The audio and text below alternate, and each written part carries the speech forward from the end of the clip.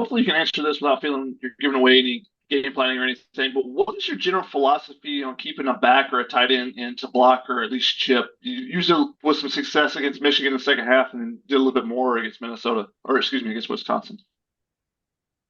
Yeah, no, I mean, there's give and take with it. I mean, I think generally, what people are trying to evaluate there is, if you're using guys to help in protection, then you're obviously getting less guys out in routes, and theoretically potentially making those easier to cover and making the quarterback have to hang on to the ball longer. So sometimes it's beneficial. Sometimes it can actually cause you to have to protect even longer because when you're chipping, you're only helping one person. So there's give and take that I think, every offensive coach goes through on, when you want to help and when you don't. And, everybody's got different philosophies on right time or right route combinations or matchups or whatever it is to get that done. So, yeah, I think just that's a thing we try to evaluate each week. Ryan Young. Hey, what's your evaluation or concern level with the lack of sack production from the edge rushers? And along with that, fans are really interested in Cam Fountain. How is his development going? Is he a guy who could contribute later this year, or is this is a developmental year for him? I think Cam definitely could contribute this year. I would not put that out of the question whatsoever. I think he's progressing. He's getting a lot of good reps, both with our defense and with our scout team right now. He's getting better fast. Yeah, I mean, I think I sure. Would you look at it and love to see some more production there? Yeah, absolutely. We've had some opportunities, but the other thing is, are you affecting the quarterback? And if you look at certainly how well we've played on third downs, and look at us in general, we have been able to affect teams, and sacks are great, and obviously we want more of them.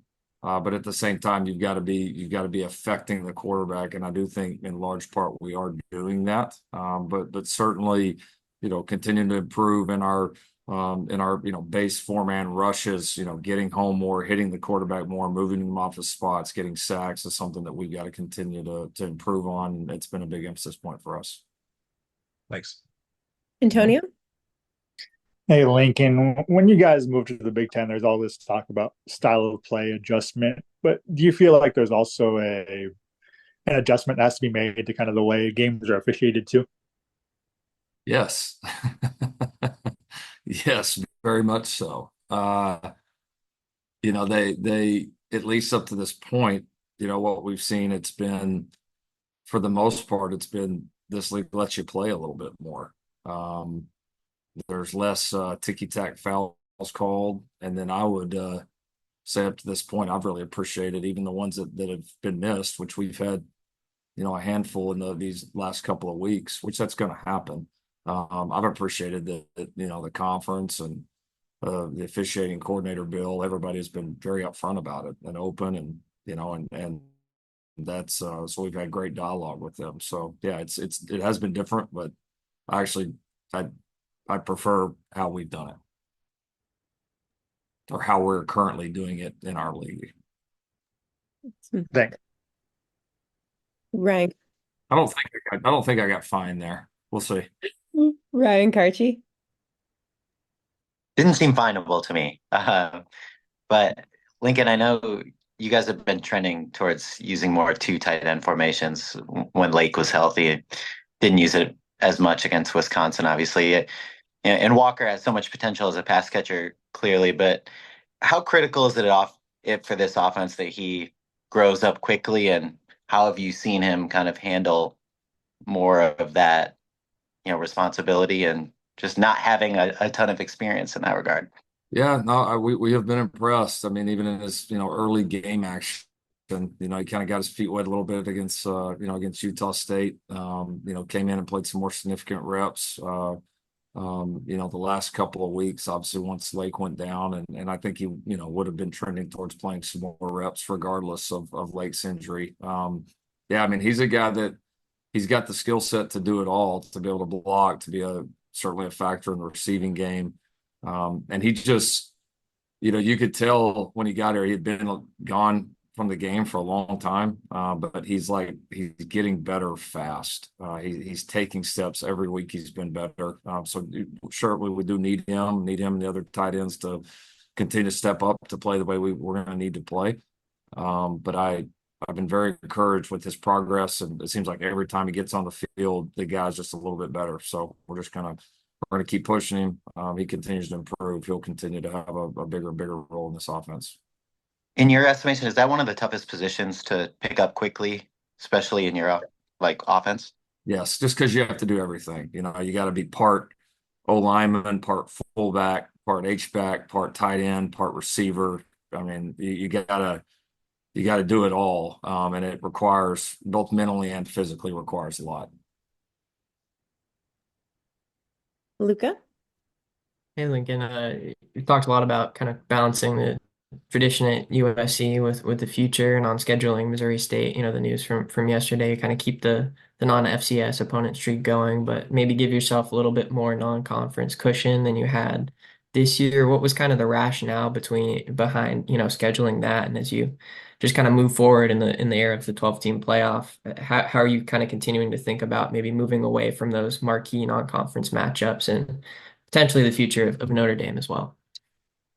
Well, yeah, I mean, I think, this decision for Missouri State, obviously you're kind of working on a short time frame, so there's not just a million options. A lot of people's schedules are set. So you've got, the options you have are the options, and we felt like this was the best option when you look forward at, what our schedule is going to be and what we already play in the non-conference. I think we'll learn a lot in the future in terms of how this 12-team playoff plays out, how these teams, ultimately are selected. I know there's been talk of a potential, alliances within conferences. I mean, does that happen, right? There's a lot of different factors. So, I know our strength of schedule is not going to be an issue. So, we're going to try to balance it the best that we can. We're going to do what we feel like is the very best thing for USC football and our teams and our opportunities to win championships. And we also want to keep in mind,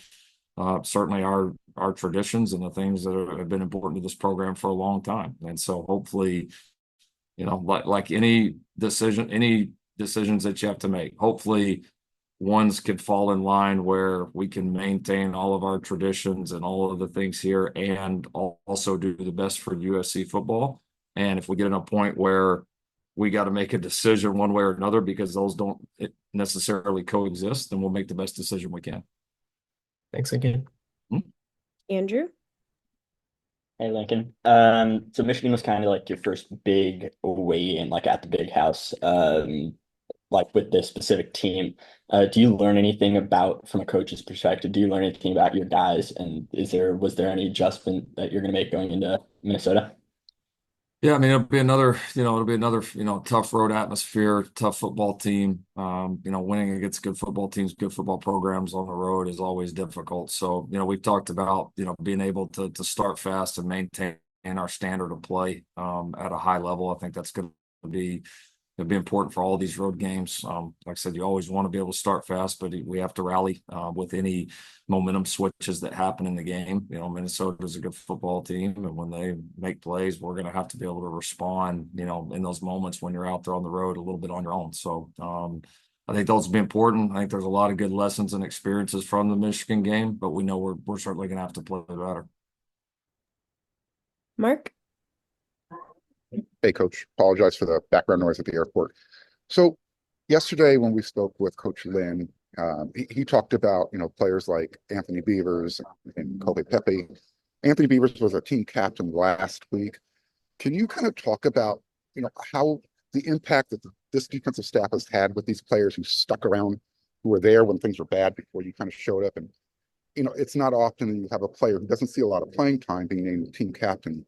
Can you talk about the growth that you've seen from players like Kobe and Anthony Beavers? Yeah, no doubt. I mean, some of those guys have seen, a little bit of everything, in their careers up to this point. And I think the first thing you see is very clearly USC and our football program means a lot to these guys, number one. And you can't have enough guys that feel that way in that locker room. When guys like Beavers and Kobe, we got several others, that certainly feel and believe that way. And so those are guys that have worked themselves up into having important roles on this football team. Kobe has come a long ways. I've told y'all before, I didn't think Kobe, if I'd had to bet, I probably wouldn't have thought Kobe was going to make it when we first got here, but the kid has just proved himself and fought his way into being a contributor. It's been an awesome story. And then, Beavers really has been very bought in from the beginning. He's always been a tough physical presence for us. He's had varying roles defensively, but he's always done well when we've played him. He's been a very good special teams player for us. He's been great in the locker room, great for the mentality of the team. Just a guy that no job too big, no job too small. And I think he has the respect of everybody in this program. So we felt like he had absolutely earned being a captain. It's no question one of the best leaders on this football team. Shotgun. Lincoln, on the touchdown at Deuce, you went empty with 5 wide receivers. I think it was the second time you've done that during your time at USC. What is it about the diversity of this wide receiver group that gives you the confidence to use that type of look? Yeah, we've got some good skill sets, and some guys that we want to play that we think can create good matchups and go make plays for us. And so, it's something, I don't know if we're ever going to just major in that, but at the same time, it's something that we feel like, that we have the bodies to be able to do it. And even if a guy or two's down, something that we feel like we can still get into and maybe put some teams in some tough positions. So guys did a good job executing it. And, we want to continue to find a way to use these skill sets as much as we can. Ryan Young.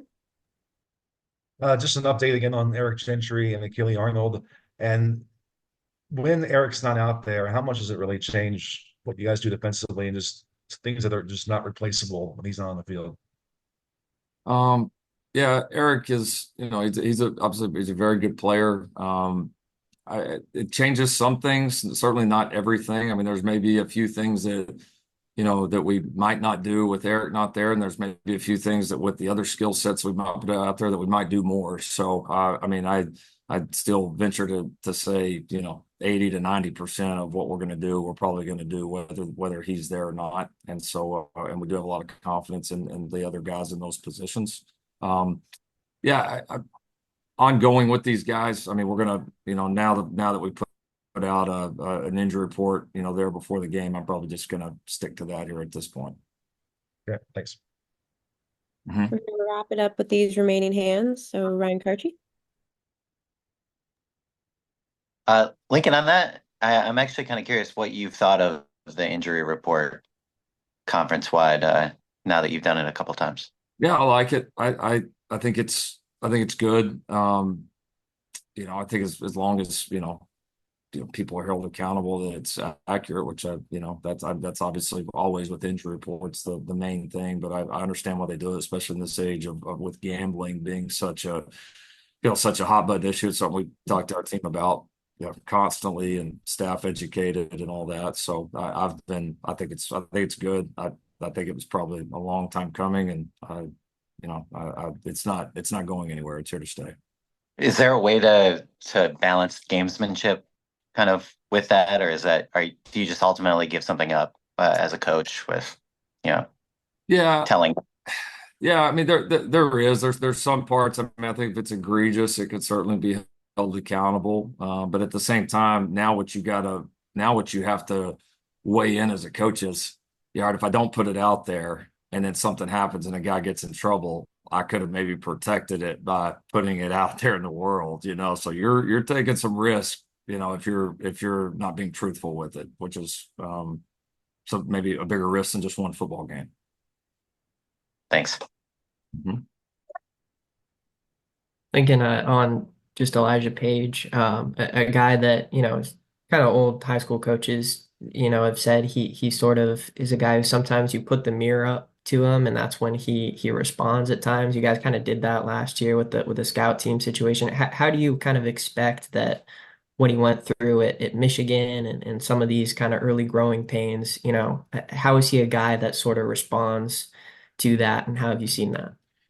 I just think, I think kid's a competitor. Like, he really wants to be a very good player. And he's playing the position. I mean, left tackle it's the toughest position to play, no matter how many years that you've played. And then all of a sudden now you're doing it as a young guy, and you're playing against good defenses every week. And you're going to go through some growing pains. And it's just going to be part of the kid's climb. The key is for him is he can't let any adversity that he's faced. He can't let it defeat him. He can't let it discourage him. He's just got to continue to learn and grow and bank those reps and bank those experiences and just keep going. And he does that. He's going to be a phenomenal player, and he has given me no reason to think that he's going to do anything about that. So some of that's just kind of growing pains of having some really young and inexperienced linemen, but they're talented guys that I think are made up of the right stuff and are going to get better quickly. And Brian. Hey, Coach. Morning. Thanks for the time. Minnesota's offense and quarterback Max Brosmer obviously a little different than what you've seen the last 2 weeks in that they like to throw it around the yard a little bit more. Bosner had more pass attempts, I think, than Locke and Orji combined. So what have you seen kind of from him and what kind of threat he poses? And then how have you prepared your defense to kind of have that shift in ideology of what they've seen the last 2 weeks? Yeah, for sure. No, it's we got a little bit more normal last week, and then the ball's gonna definitely be in the air some. So no, this guy he's a really good quarterback. He's smart, decisive with the football. You can see he's got a great feel for what they're doing offensively, and you can tell like it really fits him. He just seems very comfortable. So I mean, I think the obvious answer for us, we've got to do things to try to make him uncomfortable, which is, given what we've seen on tape, not an easy task. So we got to be able to affect him in the pocket. We've got to be able to do a great job holding up in coverage. And then he guy can also make some plays and scramble as well. So we're gonna have to be good at all levels of the defense to be able to play that we want to play against a really good quarterback and a very good offense.